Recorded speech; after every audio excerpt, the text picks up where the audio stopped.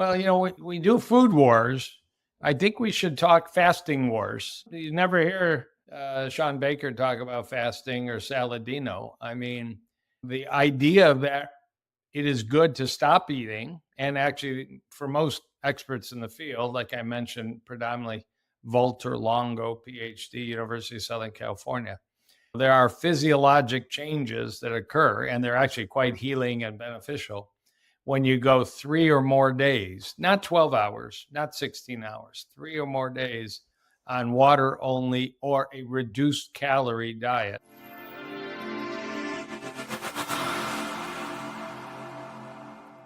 Hello, critical thinkers. Welcome to this new episode of Healthy and Awake podcast. Here we question the conventional, explore the unconventional, and seek truth in health and wellness. I'm your host, Mike Vera, board certified health and wellness coach and founder of Avantia Health Optimization. Today, we're talking about food wars, carnivore versus vegan. You might recall in a very recent episode, I spoke with Dr. Sean Baker, who advocates for the carnivore diet. Well, I want to offer a fair and balanced perspective to you so that you can decide for yourself. I don't want to say, hey, this is the right answer. This is what you need to think. That's not what I'm about. So you have carnivore versus vegan, and there's actually more food episodes coming up with Dr. Robert Lufkin, who advocates for keto. So Dr. Joel Kahn is today's guest, and he's a really great guy to talk to. Really nice guy, really smart, really knows the science. And so that's what we get into. We discuss carnivore versus vegan. Let me tell you a little bit about Dr. Joel Kahn and his background, and then we'll get into the episode. He's known as America's holistic heart doc and one of the world's top cardiologists who has treated thousands of acute heart attacks. He's clinical professor of medicine at Wayne State University School of Medicine in Detroit with over 30 years of practice experience. He graduated from University of Michigan Medical School and completed cardiology training at the University of Texas. He actually worked with Dr. Peter McCullough. I think Dr. Peter McCullough reported to Dr. Joel Kahn. He was, I think the term is resident advisor. Dr. Kahn is the founder of Kahn Center for Cardiac Longevity, focusing on preventing and reversing heart disease through lifestyle change. He's been a vegan since 1997 and is a prominent advocate for whole food, plant-based nutrition. He's the author of several Amazon bestsellers, including The Whole Heart Solution, Dead Execs Don't Get Bonuses, The Plant-Based Solution, and he combines traditional cardiology with holistic approaches, emphasizing preventative care and lifestyle medicine. Finally, he's a regular contributor to media outlets and a frequent speaker at national and international conferences. This guy is really the biggest in this plant-based space. He's been on Joe Rogan. He has one of the top podcasts in the world. So it was really great to speak with him. Really great information. And I hope it's helpful for you as you decide what is best for you and your health. So without further ado, enjoy the episode with Dr. Joel Kahn. I think this will be a perfect balance to the recent carnivore discussion I had with Dr. Sean Baker. I took a very skeptical approach with him, even though I'm currently experimenting with the carnivore diet. And one thing that I brought up with him is the possibility of propaganda making things muddy. Specifically, the beef industry is a big lobby, and we know that they're very likely to spread messages strategically to influence perception towards positive views of meat. Now, at the same time, if we're being reasonable, the same thing does happen in the plant-based industry. Bill Gates pours tons of money into research, and he has conflicts of interest there with his own companies. So I guess to start, what's your assessment of the propaganda landscape around all of this food research and information? It does exist. The plant-based lobbyists are generally small. I mean, there's no doubt the dairy, the egg, the beef board, I'm sure there is a poultry board, I don't know what they call it, are much bigger funded. There's much bigger dollars. I mean, I read lots of plant-based science research, and there might be an NIH grant, that's our government, but I rarely see supported by a mushroom or a broccoli lobby. So I'm not saying it's without influence. The other stone that's cast as well, the author is a plant-based doctor. Well, a lot of the plant-based doctors, including me, are plant-based because the science is enormous and goes back decades and is very convincing. And because we feel good and I've never been approached by a plant-based food maker to say, we want you to slant what you say and we'll give you cases of arugula or arugula dollars or any such thing. So I'm sure it exists. But I think if we really had some scientific analysis, the ability of beef, dairy, egg lobbies to influence the messaging. I mean, for example, the Michigan State Medical Society, just where I live, has a monthly magazine, and the back page is always a full page ad from the beef lobbyists and how they get that on a medical magazine month after month. The beef checkoff system defies logic when almost every medical society in the world says reduce meat based on hundreds and hundreds of studies. So they have influence, and dollars speak and conflict. The American Heart Association, the American Diabetes Association. But if you go in and look, it's not broccoli growers, lobbyists. It's Coca-Cola and other big names like Cargill that are predominantly meat-based food providers. So none of us are perfectly clean, but I think, as you said, Sean Baker has a little more problem to explain with all that. That was the first question I asked him because, as a board certified health coach, I'm supposed to take an evidence-based approach. And, with carnivore, the evidence isn't there. And with plant-based diets, I mean, as you said, the evidence is overwhelming, going back even decades. But one of the things that I know more people cast suspicion on is the work of people like Ansel Keyes or Dr. Fred Stair, who in some ways are seen as unwitting or maybe even witting propagandists, where Ansel Keyes, I believe, selectively left out certain data to maybe present a more favorable conclusion. And same thing with Fred Stair, where he might have been taking money from the sugar industry. And I think that makes some people skeptical. Do you have any thoughts on those particular people? Yeah, well, you're hitting a hot button because I am a biographer of Ansel Keyes voluntarily. I mean, I never met the man. He lived 100.5 and died about 20 years ago in Minneapolis. Never met his family members.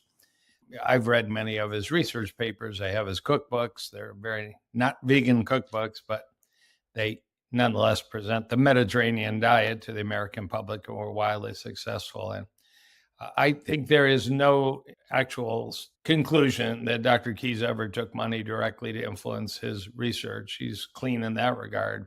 The comment you made is a comment that used to exist on his Wikipedia page that he proposed, Dr. Ansel Keyes proposed in 1953. It became a paper. I think it was in the Mount Sinai Medicine, New York Bulletin of Medicine, not a very prominent place to publish. But I am proposing that fats in the diet, but specifically saturated fat in the diet, as opposed to omega-3 fats and polyunsaturated fats, I'm proposing that they are driving cholesterol up and leading to coronary heart disease, like heart attacks. And I'm drawing that from his many years by that point of nutritional science and 2 PhDs and funding and the rest. But he did go to something called the FAO government database that had 22 countries with a ability to extract data on fat in the diet and coronary heart events. He made the judgment that 16 of the 22 countries had such unreliable databases. Remember, we're talking 1940s, early 50s. We are not dealing with IBM supercomputers. They didn't exist.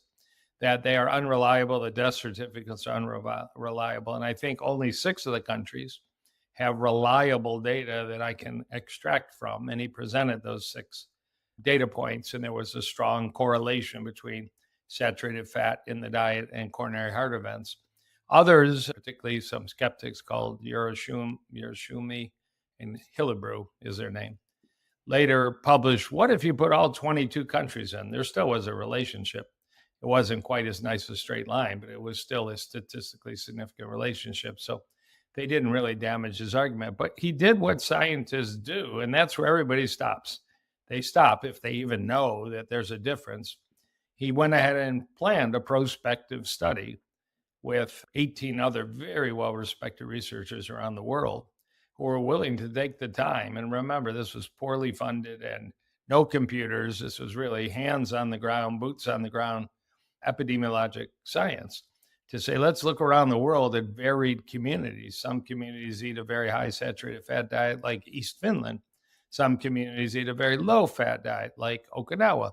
Let's study in exquisite detail 12,000 men that live in these 7 countries. I think it was 16 communities. And let's follow them for a dozen years and see what happens based on the analysis of their diet and their outcome. And that's the famous 7 countries study. There never were more than 7 countries. There never were less than 7 countries. That was good science. It actually created a publication that was almost 1,000 pages thick. There was so much data. Interestingly, they still publish. They just published a 60-year update.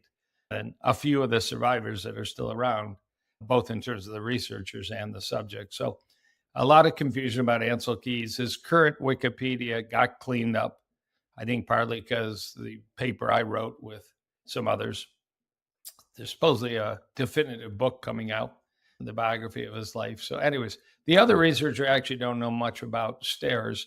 There was a famous researcher named Hegestad, I think David Hegestad, and there's an equation called the Hegestad equation. Again, the relationship between saturated fat in the diet and cholesterol and coronary heart events. But it is reasonably well confirmed that he did take some money in the 1960s from the sugar industry. Very disappointing, very inappropriate. There was one paper he published in the New England Journal of Medicine, a rather good journal, that biased, apparently due to financial gifts, the data that it was all about fat in the diet and less about sugar. Dr. Keyes actually wrote very clearly that it was both. Statistically, saturated fat related to heart disease a little bit more than sugar added, not fruit, but added sugar in the diet related to heart disease. But he said very clearly in all his cookbooks, reduce sugar. So I think he was on top of it pretty much as we would present it today, that added sugar in the diet is to be minimized or maybe eliminated, even as the USDA now says kids, I think, are supposed to have 6 teaspoons of sugar or less a day, if I've got that statistic right, which is less than it used to be. So yeah, we've had our problems in nutritional science, but the interesting thing is that almost all the subsequent science that reevaluated what Dr. Ansel Keyes proposed in 1953, published in 1970, remains largely that dietary saturated fat can raise cholesterol rather dramatically in some people. And if it's sustained long enough, because heart disease is a very slowly progressive disease until it's fatal, it will promote atherosclerosis. But there's human individual biovariability. So some people have high cholesterols, don't get heart disease, no doubt about it. Is that maybe the case with Nick Norwitz, who has been putting out some of these studies, like the Oreo study I discussed with Dr. Baker, eating 700 eggs in a month and it lowers cholesterol? Is he an outlier, or does that call into question this, like our theories around cholesterol? No, I mean, we don't know if he's an outlier. It would take a big sample of people eating 24 eggs a day for 30 days, like the medical student Nick Norwitz did. And then we can assess what happens. The general consensus, and Dr. Ansel Keyes was very strong about it, was that dietary cholesterol was a very small influence on blood cholesterol and future coronary heart disease events. But a lot of the foods with dietary cholesterol also have saturated fat, like egg yolks. And I think Nick did calculate how much saturated fat was in his diet, and it was pretty high from egg yolk. We know I can run a blood test on any clinic in my patient. Some are hyper absorbers of dietary cholesterol, and some are actually poor absorbers of dietary cholesterol. It's a test called cholesterol balance test. And I don't think Nick has run that on himself. I have no idea if he is a poor absorber and that mass of cholesterol just overwhelms his receptors. It's called the Niemann-Pick1 receptor. And he just doesn't absorb it. It ends up in a stool. I don't think he did stool analysis and the rest. So he may be an outlier. That's kind of what Ansel Keyes did. He did something provocative, made a presentation in 1953, but then arrange the proper study, prospective, large numbers, long-term. So it is up to Nick and others in that group to do that if they want to challenge the overall concept that dietary fat has no influence on your risk of heart attacks. So I want to come back to some of these questions along the lines of the debate between vegan and carnivore, but recently the elections just finished. RFK Jr. has made a lot of big promises. Are you optimistic, or do you have any particular thoughts about what the future of health in this country might look like? You've tried the apps, you've signed up for gym memberships, and you've given it your all, yet you're still not where you want to be. What's missing? Accountability and expert guidance.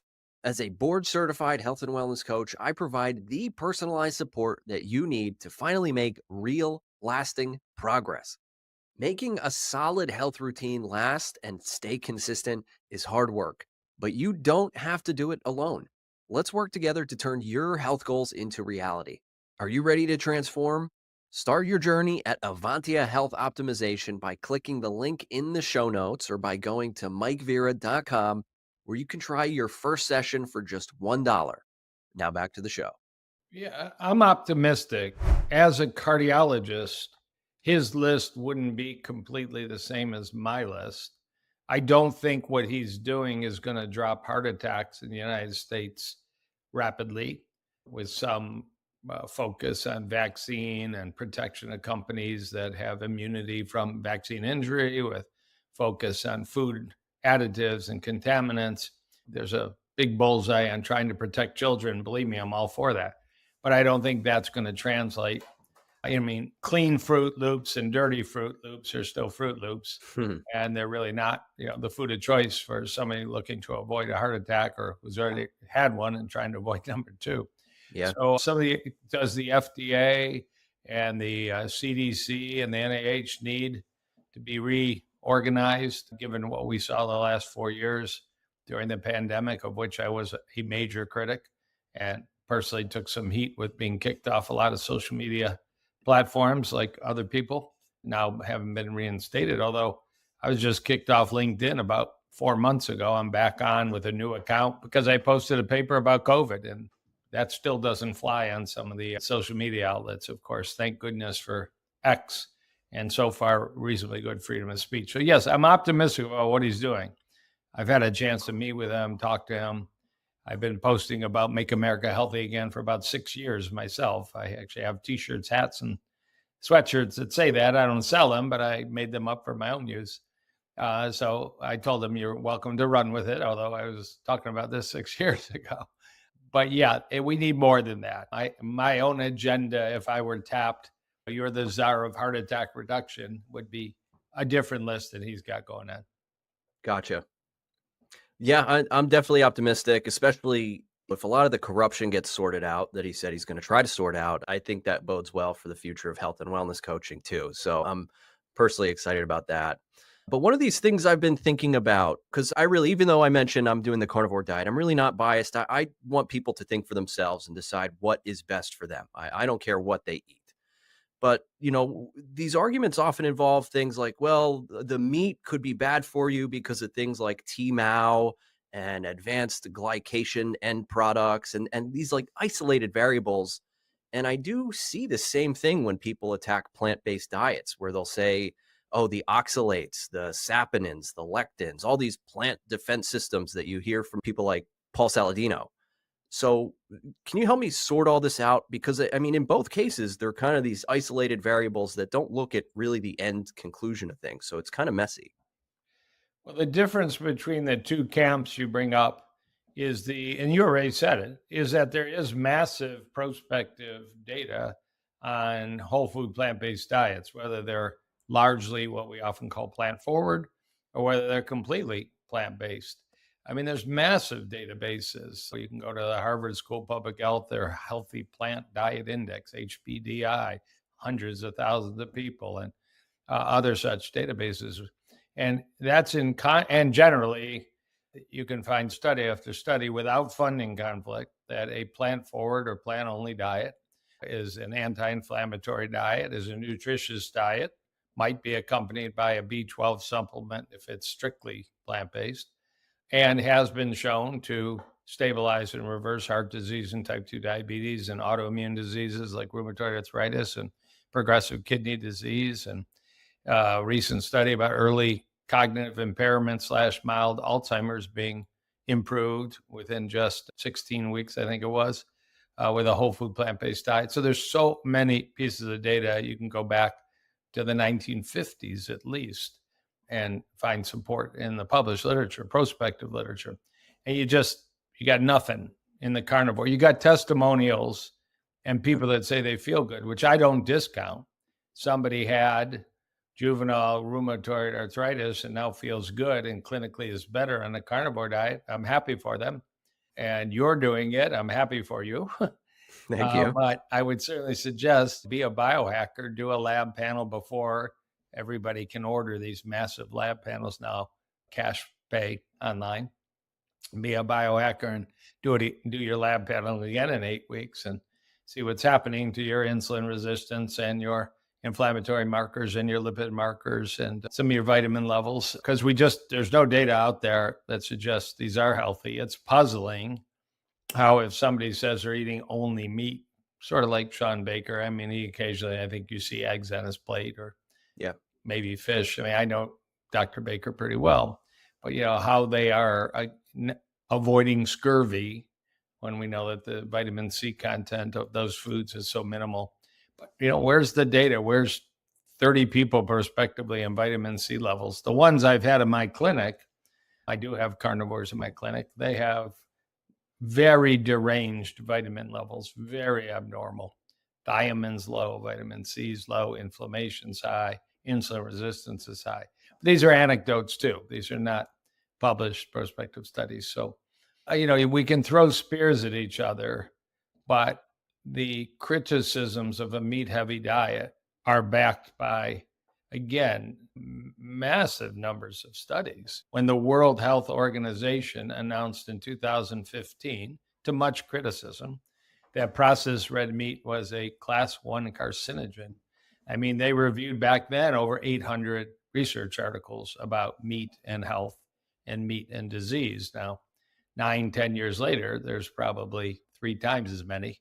There's always going to be an outlier that says something opposite to the norm, but you're right. I pronounce it TMAO, but you eat a lot of red meat, your TMAO will go up through your microbiome and brush border and your liver, making that compound metabolite that is associated with advancing kidney disease, atherosclerosis, congestive heart failure, coronary events, diabetes. The advanced glycation end products is a really big issue. Hardly anybody talks about it. I give you credit for bringing that up. I'm a major student of the fact that plant-based diets, with the exception of maybe fried tofu, are very low in advanced glycation end products. And meat-heavy diets, particularly if roasted or grilled or barbecued or fried bacon is probably the worst food on the planet for the development of advanced glycation end products. And there's 19,000 research studies that generally allow you to conclude a diet high in advanced glycation end products promotes advancing kidney disease, dementia, heart disease. It's just going to take a while. It's not going to show up. And if you did your blood work in 8 weeks, I have a device, the only device in the world that measures skin concentration of advanced glycation end products. And it's something you actually can do and can test. And there is published research using this same device that comes from the Netherlands. That's called an age reader. And it's fascinating to test people. And not only is it the meat eaters and the diabetics that are high, there are some other people for reasons I can't figure out. But anyways, so again, it's incumbent upon the carnivore community of doctors and researchers and scientists to do the studies. And they should be able to get funding from the meat industry, even if that introduces some bias to not publish critical work. Sure. And for the record, I started the carnivore diet with extreme hesitation and skepticism and even desperation because I was having gut and skin issues that pretty quickly, that's the only thing that seemed to help. And I've always liked steak. Vegetables are so foreign to me, even as a kid. If I was going to go vegan or plant-based, by far, it would have to be Indian food. I'd have to find myself an Indian wife and eat Indian food all the time because it's the best. I could eat that all day, every day. But I Yeah, also know there's plenty of plant-based people or vegan people who, if I'm being frank, eat like crap. I mean, yeah, like no doubt. bagged foods, processed crap. It's much easier to take a steak and throw it on the grill and maybe bake a potato, but that might not make it on a carnivore diet, but at least the steak, than it is to create the delicacies my wife has been making for decades in my house, a completely plant-based house for about 40 plus years. There's no doubt it takes a bigger shopping list Yeah. and food preparation and creativity. And there are some national food delivery companies that actually deliver what I would call high quality and even organic plant-based meals pre-made for those that really aren't capable. So there are options, but you're right. You're not pointing out a fallacy that it's a little more skillful than just throwing a steak on the grill. Now, South Asians, which includes the massive country of India, do not have a low heart disease rate. In fact, they often have a high heart disease rate. And it may be genetic, it may be their body build. They're very prone to insulin resistance. And the Indian diet that they call vegetarian is often rather high in saturated fat from ghee and the cheese they call paneer. So Yeah. there are clean, low saturated fat versions of Indian diets, but they're largely vegetarian, not vegan. They omit red meat, of course, because of religious influences, but they have to be done carefully to still be healthy. Gotcha. Okay. Well, that's good to know. Hey, do you spend a lot of time looking at screens like your phone, the TV, the computer? Well, that can actually lead to some pretty severe disruption in your circadian rhythm, which messes with your sleep, your hormones, your energy, your mood, your clear headedness. It can actually disrupt quite a bit. Well, Boncharge has life changing solutions to enhance your well being and prevent some of those issues. Their blue light blocking glasses, which I'm actually wearing right now, have honestly transformed my life and even the lives of many of the people I work with. I regularly hear how quickly people's sleep improves once they start using these glasses at night. Plus, their red light therapy devices and other wellness products offer cutting edge health benefits. With the holiday season just around the corner, it's the perfect time to invest in your health or give the gift of wellness to someone special. Right now, there's actually huge discounts during their biggest sale of the year. So click the link in the show notes to shop and support the show because every purchase helps me keep bringing you great guests and impactful content. What if simply mastering your breath could unlock greater mental clarity, stress resilience, and physical control? Created by Erwan Lacour, who has been on the show twice, Breath hold work is a powerful meditation practice designed to push the limits of your body and mind. This transformative approach has elevated my own mindful practice and helped many of my clients achieve deeper focus and stress relief.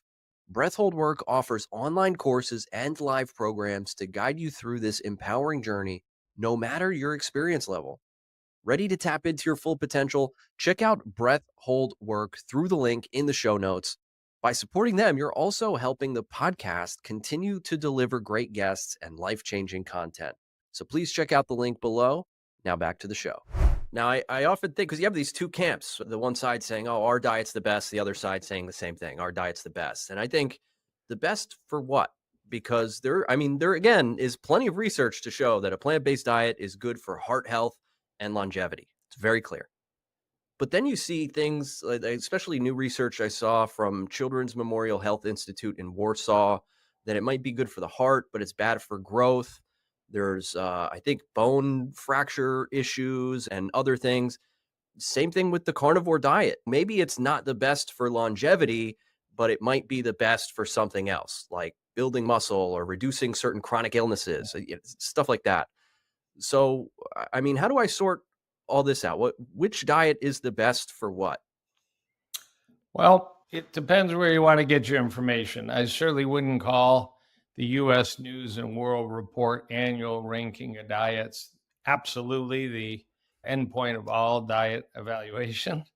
But They do come out every year, and always the top diets are plant-forward diets. Could be the Mediterranean diet, could be the DASH diet, could be the MIND diet, could be the flexitarian diet, it could be Dr. Joel Fuhrman's nutritarian diet, which is essentially all plant-based, and the very famous Dr. Ornish's lifestyle program, which is a plant-based diet. So, I mean, that's one piece when experts get together. Number two, Paul Saladino is a doctor, but I wouldn't call him a nutritional scientist, nor is Sean Baker, nor am I. Probably the two most prominent nutritional scientists in the United States. One is Chris Gardner, PhD at Stanford, and one is Walter Longo, PhD at University of Southern California. And both of them gravitated based on NIH funding, not beef or broccoli industry funding, to eat a almost exclusively plant-based diet based on their research and publications. Dr. Longo, it's plants and fish.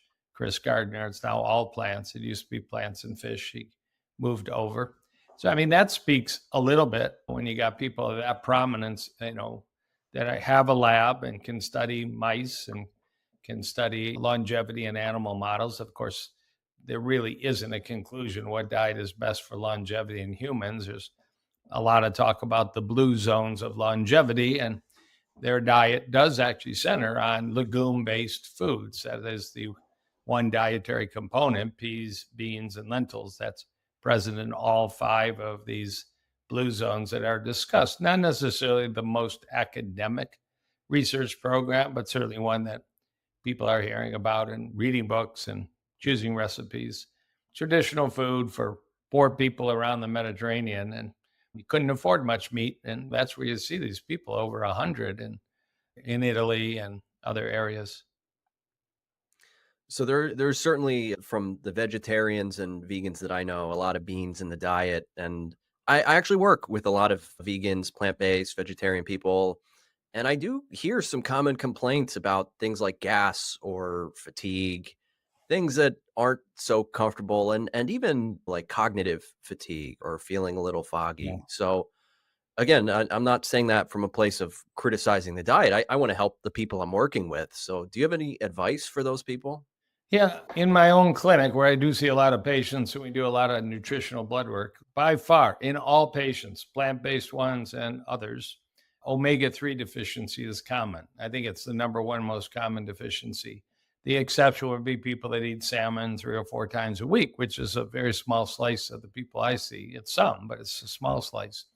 And therefore, if you're doing a whole food plant-based diet without chia, flax, hemp, walnuts, lots of leafy greens, or get a doctor just to draw an omega index and find out what your omega blood level is, you might have some brain fog. It's true.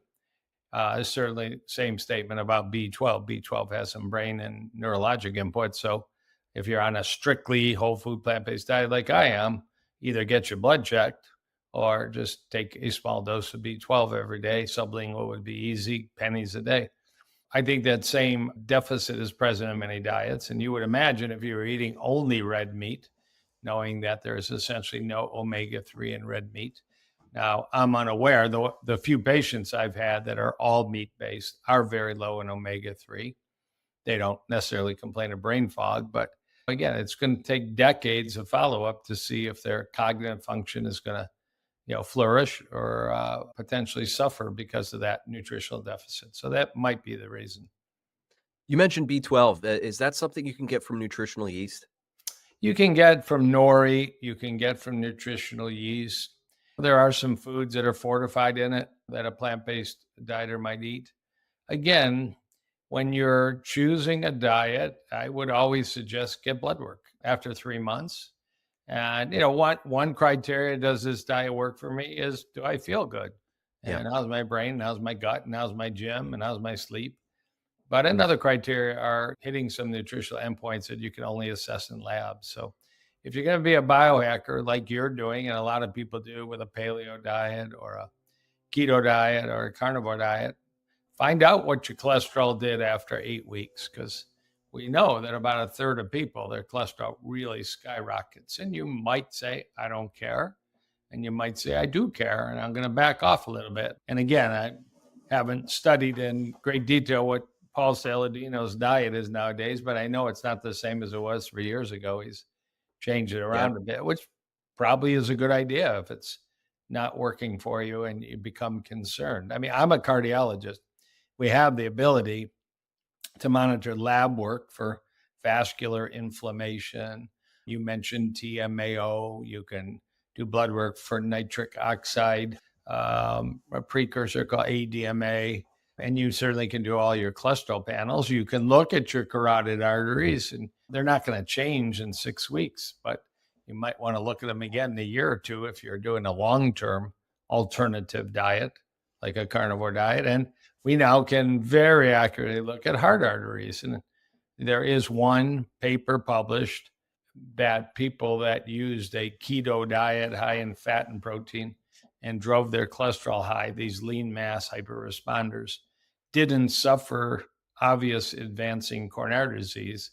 It's one small paper. It's not randomized. It gives a little peace of mind for those that are eating a meat-heavy diet, but any individual, you could come see me in my clinic and say, I've been eating carnivore for 5 years. Can you tell me what's going on inside? We all have the technology to measure that now. Now, I don't think I do it on somebody as young as you because it does involve CT imaging and some radiation. But if you're 45, 55, 60, I'll be happy to tell you how your coronaries are doing. And I'm not going to tell you they're necessarily bad, but they might be, and you might want to know that. We don't have any data that a meat-heavy diet can halt or reverse atherosclerosis. We have a nice database. In the animal models, we have a huge database. That's how they make atherosclerosis in animal models. They feed them a high-fat chow all the time, and they develop atherosclerosis, mice and rats. We do have human data from Mr. Pritikin, Dr. Dean Ornish, Dr. Esselstyn, Baxter Montgomery in Houston. I mean, there are publications about reversing atherosclerosis with diet alone. We also have data that pharmaceutical agents might help promote that, like intensive cholesterol lowering with statins. But right. When we're dealing with the diet wars, as a famous nutritional author and plant-based human, Michael Greger says, if the only thing that a whole food plant-based diet did was reverse the number one killer of men and women in the world, that would be enough. But it also helps to put type 2 diabetes in remission and promote cognitive function based on new data and promote kidney health and kidney filtration based on many studies and on and on. Yeah, I think getting tests would be a good idea for anyone experimenting with any diet. I'm not dogmatic about this. I look online and I see people in vegan cults and carnivore cults. You know, this people do the same thing with politics, and I'm very aware of that. I'm not in a cult. There are times where I'm paranoid about the diet that I'm eating, and I think tests would really help bring a sense of clarity as to whether or not I'm making the right move here. I think that would be a smart thing to do. So I agree with that. Now, I did see a clip this morning of Joe Rogan criticizing these plant-based burgers like Impossible Burgers. He said they're garbage, ultra-processed foods. And I've even seen headlines that say ultra-processed foods are good for you as long as they're vegan. And that's another thing that I think makes some people skeptical or kind of get a sense that propaganda is being pushed on them. So Right. Do you have any thoughts there? Yeah, well, some people get into the plant-based movement for 3 reasons. One is the environment, one is animal rights and issues of factory farming, and the third is health and overall well-being. So there's no doubt there have been studies that plant-based burgers, of which there are very healthy whole food versions and some rather industrial hyper-processed versions, that they do use less energy expenditure. And when you calculate greenhouse gases and such, they're favorable. So that is a issue that some people find pleasing. There's no doubt that they don't involve much or any animal suffering. You could say the way they raise those soybeans or those lentils could involve injury to an animal, and it's possible in the farming process, but we're not talking like hundreds of thousands of animals locked in a building in their own poop for their whole life in the dark. So those issues are there. But when you get head-to-head science, there's only limited data. There is a study, I think it was called the meat study, but it was actually done by, I think, Chris Gardner at Stanford, who I mentioned. And it was looking at things like TMAO and LDL cholesterol in a group that were eating beef burgers for a while, then crossed over after a break to a plant-based burger. And I'm pretty sure it was the Impossible Burger. And there were advantages in the biochemistry. Now, that's not to say we just prevented heart attacks, strokes, erectile dysfunction, bypass. You can never make that leap of faith. So even companies, and I have no investment or skin in the game, but I think Beyond Meat has come out with newer versions that are lower in saturated fat. They've responded to some concern from the public. So I've not tried them. And I think it's still early in the game. I think lab factory meats and these synthetic burgers are evolving, and we make it at home. We just make black bean burgers at home with some oats and grains and just make a patty like you do at home with a beef burger. So you can make a very clean burger at home that anything tastes good on a bun with a tomato and a lettuce and a dollop of mustard. So these do the job. One thing that I've seen, this is another thing I've seen reports on, is fake olive oil. And a lot of people go out of their way to do a plant-based diet properly. Maybe they're doing a Mediterranean diet. You're eating lots of olive oil on your salad. And do you have maybe concerns around that or brands that you might recommend so people can make the best choice? It apparently, all I know is what I read, and I do have some news alerts when there's articles, scientific articles, research articles, and it is a concern. And as your listeners may or may not know, in the last 2 years, the price of olive oil has skyrocketed. So it leaves room for fraud and fake. If you can sell a cheap substitute at a high price, you're making a bigger profit for people that are unethical. So there are issues there. I do have a favorite brand. Give a shout out. I'm not an investor, but there's a company out of Windsor, Ontario, but they sell on Amazon. They sell in stores in the United States called Rallis, Rallis olive oil. And I think it's rallisoliveoil.com. The reason I know about them, they have a very unusual process where you hear about cold pressed olive oil so that during production, it doesn't heat up and destroy some of the polyphenols and taint the oil, but they actually do ice pressed. They actually get the room that cold when they actually press the olives and keep it that cold during the process. And they've got some data on the concentration of polyphenols in Rallis. So that's what I have a bottle of in my kitchen down the hall, and one I'd recommend. There's other good ones. I don't walk into the big box store and get a plastic bottle of olive oil. And there's, I'm sure, many authentic ones, but it's a real issue. So that's question number one. I'll have to get some and try that because I'm experimenting with food here. I'm totally open to doing, actually, the last time I did plant-based was with keto, which was very tough. I can only eat so much avocado before I start to get sick of it. But is there anything else that we have not yet talked about today that maybe we should? Well, we do food wars. I think we should talk fasting wars. You never hear Sean Baker talk about fasting or Saladino. I mean, the idea that it is good to stop eating, and actually for most experts in the field, like I mentioned, predominantly Walter Longo, PhD, University of Southern California, there are physiologic changes that occur, and they're actually quite healing and beneficial when you go 3 or more days, not 12 hours, not 16 hours, 3 or more days on water only or a reduced calorie diet, presumably not of Skittles.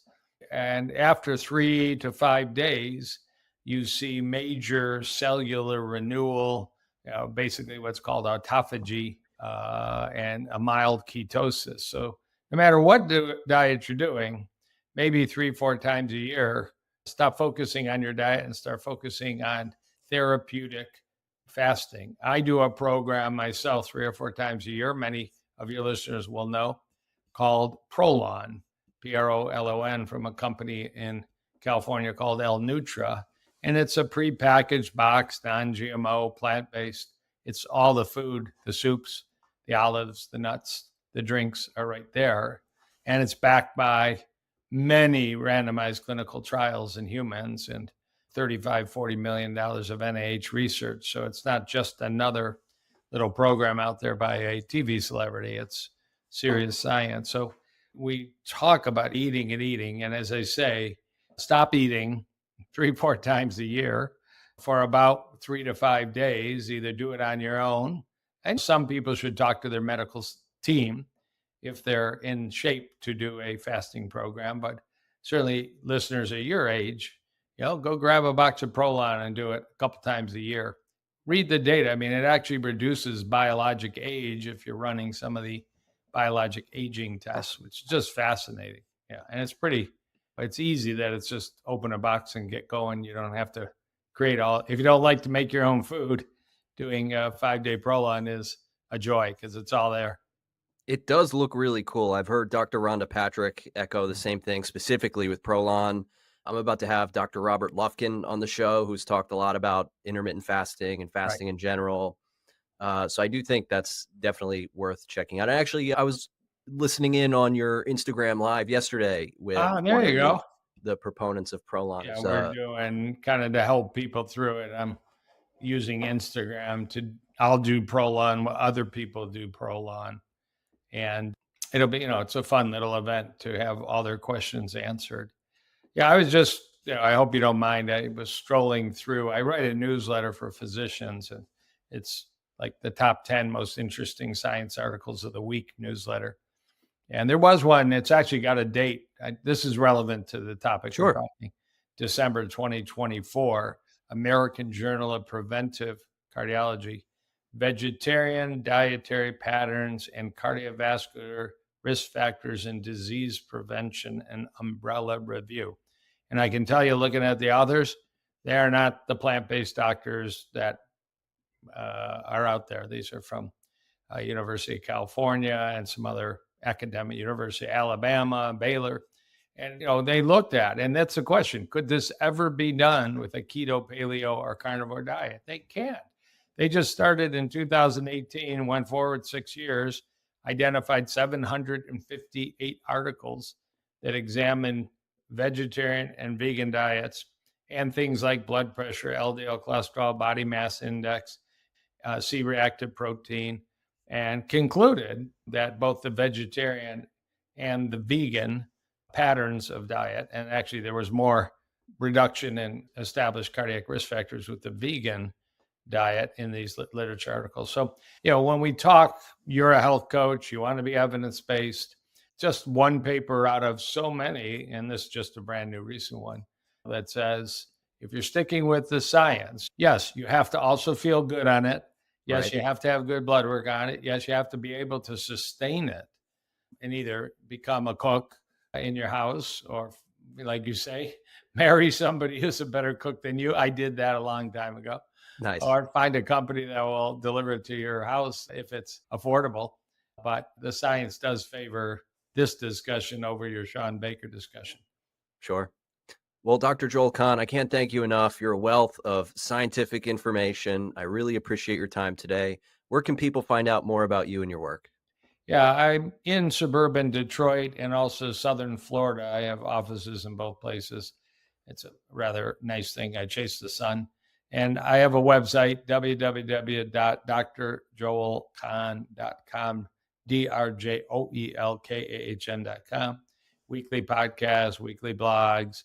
I see a lot of patients from all over the country. I got licenses in about 27 states. So even though I've been doing this for about 35 years, I just love the interaction. And used to be a hospital cath lab cardiologist, so we can talk whether you need bypass, whether you need stents, what to do for your heart failure. But most of it's about even people your age, just come see me. And somebody in my family had a heart attack. I want a little better than typical evaluation, so I know where I stand. And we've got it. It's technology. Well, I'll be sure to put the links in the show notes. Real quick, you said you chase the sun. Can you tell me about that? Well, in the sense that I spend the summers in Michigan where it's absolutely beautiful. We just went through color change. This is where I'm from.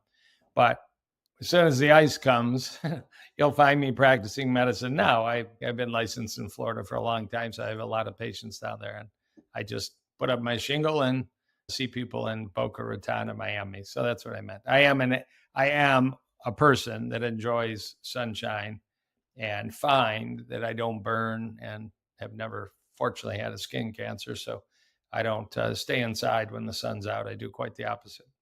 That's the way to go. I talked to Dr. Jack Cruz, who says Right. exactly that. He's big on circadian health. I'm glad to hear that.